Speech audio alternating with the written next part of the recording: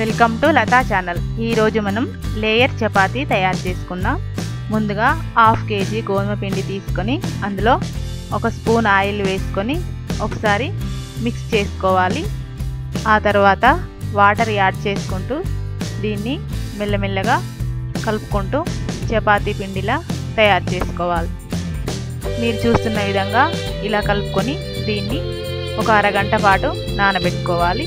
ఆ తర్వాత చిన్న చిన్న ఉండలుగా తీసుకొని చపాతీ పీటపై పిండి వేసుకొని ఈ ఉండని దానిపై పెట్టుకోవాలి.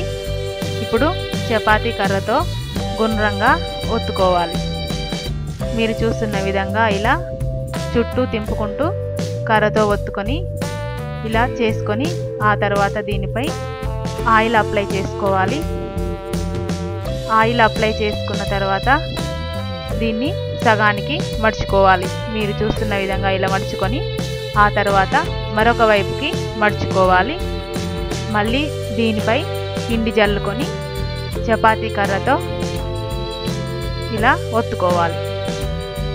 మీరు చూస్తున్న విధంగా ఇలా చపాతీని రెడీ చేసుకొని ఒక ప్లేట్లోకి తీసుకోవాలి. ఇప్పుడు స్టవ్ పై ప్యాన్ పెట్టుకొని దానిపై చపాతీ వేసుకోవాలి.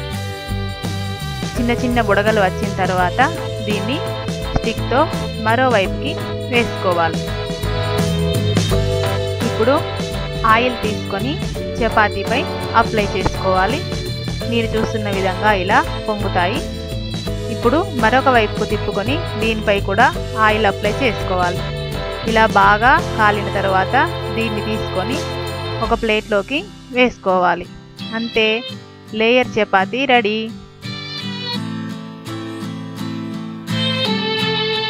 మరిన్ని వెరైటీస్ కోసం లతా ఛానల్కి సబ్స్క్రైబ్ కాగలరు. ధన్యవాదములు.